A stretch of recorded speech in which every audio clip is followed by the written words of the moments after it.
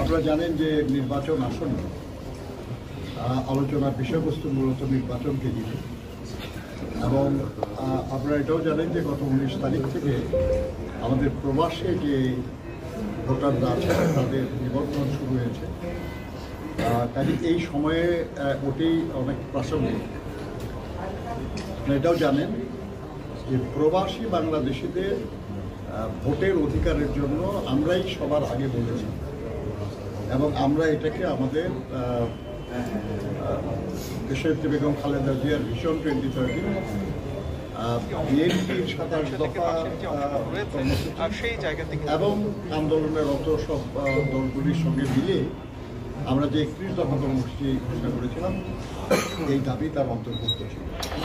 সেই সময় অন্যদের কারণ এই দাবি ছিল না। যাই হোক, এখন আমরা মনে করি যে যেহেতু আল্লাহর মেহরবানিতে আমাদের দাবিটা আদায় হয়েছে, নির্বাচন কমিশন প্রবাসীদেরকে ভোটার করার জন্য উদ্যোগ নিয়েছে, এবং সেই উদ্যোগটা বেশ কার্যকর ইন দি সেন্স যে যাদের এনআইডি আছে শুধু তারা না, ওনারা বিভিন্ন দেশে লোক পাঠিয়েছেন নতুন করে এনআইডি দিয়ে তাদেরকে ভোটার করার উদ্যোগ নিয়েছেন তারা। ধন্যবাদ জানাই নির্বাচন কমিশনের জন্য। আমরা আজকে তাদের সঙ্গে একটু আলোচনা করেছি যে তালিকা আমরা দেখেছি যে বিভিন্ন দেশে যারা প্রবাসী আছে তাদের ভোটার করার ব্যাপারে যে শিডিউলটা ঘোষণা করা হয়েছে, সেখানে কয়েকটা দেশে যেখানে আমাদের প্রবাসী বাংলাদেশিদের সংখ্যা অনেক বেশি, যেমন সৌদি আরব বা ইউএই এরকম দেশের মতো দেশে প্রচুর বাংলাদেশি, এবং তাদের অনেকেই বিভিন্ন এমন স্থানে বসবাস করে যেখানে অন্যান্য দেশের মতো তাদের ভোটার হওয়া বা নিবন্ধিত হওয়ার সুযোগ দুষ্কর, কঠিন। তো সেই জন্য আমরা তাদেরকে অনুরোধ করেছি যে যেসব দেশে প্রবাসী বাংলাদেশিদের সংখ্যা বেশি, যেখানে যোগাযোগ ব্যবস্থা বা যাতায়াত ব্যবস্থা সমস্যা আছে, যেখানে তাদের নিবন্ধিত হওয়ার সুযোগ কঠিন, সেই সব জায়গায় নিবন্ধনের সময় বাড়ানোর জন্য আমরা আমাদের দলকে অনুরোধ করেছি, যাতে সর্বোচ্চ সংখ্যক বাংলাদেশিরা ভোটার হতে পারেন এবং নির্বাচনী প্রক্রিয়ায় অংশগ্রহণ করতে পারেন। নির্বাচন কমিশনের পক্ষ থেকে আমাদেরকে আশ্বস্ত করা হয়েছে যে তাদের শিডিউলে একটা সুযোগ আছে যে সমস্ত নিবন্ধন শেষ হয়ে যাওয়ার পরে কয়েকটা দিন যারা বাদ করবে, যারা এর মধ্যে নিবন্ধিত হতে পারবে না, তাদেরকে নিবন্ধিত করার একটা সুযোগ থাকে। তো আমরা মনে করি যে এটা অত্যন্ত ভালো একটা অবস্থা যে যারা ইতিমধ্যে নিবন্ধিত হতে পারবেন না, তারা ওই অতিরিক্ত সময়ে নিবন্ধিত হতে পারবেন। আমরা নির্বাচন কমিশনকে আর একটা অনুরোধ করেছি যে যেহেতু প্রবাসে যারা থাকেন তাদের খুব কম মানুষেরই ন্যাশনাল আইডি আছে, নানা কারণে, বাস্তব কারণেই তাদের বেশিরভাগ লোকেরই এনআইডি নাই। এই যে নতুন করে এনআইডি দেওয়ার এবং তাদের ভোটার করার যে উদ্যোগ, সেই উদ্যোগও মানে সব দেশে এটা হয় নাই, এবং এটার যথেষ্ট সময়ও ছিল না যে সবাইকে এনআইডি অন্তর্ভুক্ত করা যায়। সেই জন্য আমরা তাদেরকে অনুরোধ করেছি যে এনআইডির পাশাপাশি তাদের যে পাসপোর্ট, বাংলাদেশের পাসপোর্ট, এই পাসপোর্টকে তাদের পরিচিতি হিসাবে গ্রহণ করে তাদেরকে ভোটার তালিকায় অন্তর্ভুক্ত করার জন্য আমরা অনুরোধ করেছি। আমরা জানি, আমরা একমত তাদের সঙ্গে যে অনেক পাসপোর্ট মানে ফেক পাসপোর্ট আছে। আমরা জানি যে অনেক যারা বাংলাদেশের পাসপোর্ট পাওয়ার যোগ্য না, প্রাপ্য না, এমন অনেক মানুষও গত সরকারের আমলে বাংলাদেশের পাসপোর্ট পেয়েছে। অনেকেই দুর্নীতি অনাচারের মাধ্যমেও সংগ্রহ করেছে। আমরা অবশ্যই চাই না যে তারা বাংলাদেশের ভোটার হোক। সে কারণে আমরা এটাও প্রস্তাব করেছি যে যাদের পাসপোর্টের মাধ্যমে যাদের ভোটার করার আহ্বান আসবে বা অনুরোধ আসবে, তারা ইচ্ছা করলে তাদের এই পাসপোর্ট ভেরিফাই করতে পারে।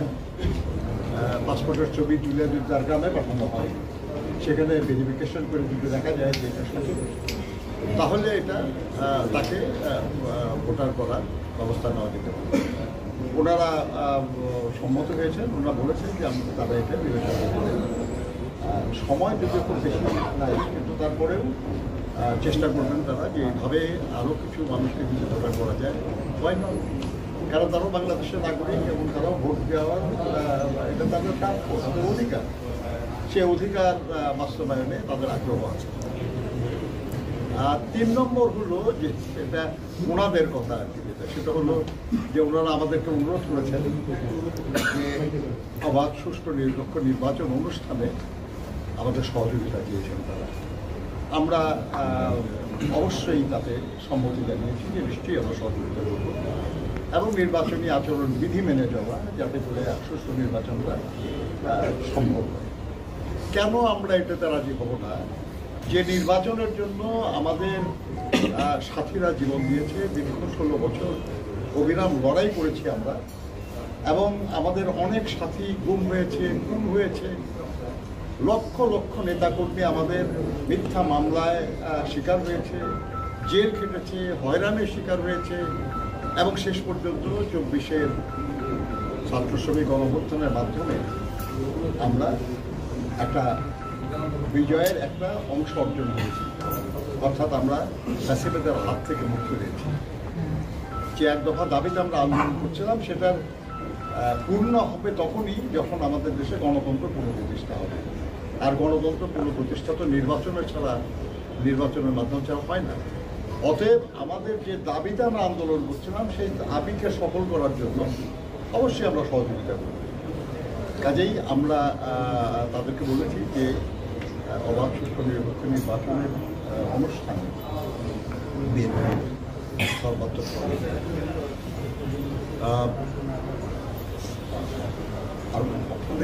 বিষয়ে আলোচনা, কিন্তু মূলত এই প্রসঙ্গগুলি আলোচনার গণভোটের বিষয় আজকে আইনও হলো গণভোট, জাতীয় নির্বাচন এবং গণভোট একই সময়। এটা নতুন আলোচনা আর কি আছে আমি তো বুঝি না, কারণ এ ব্যাপারে তো যা হবার আলোচনা হওয়ার সিদ্ধান্ত হওয়া হয়েছে, এবং সেই গণভোট অনুষ্ঠানের জন্য একটা আইন প্রয়োজন ছিল, সেটা আজকে হয়ে গেছে।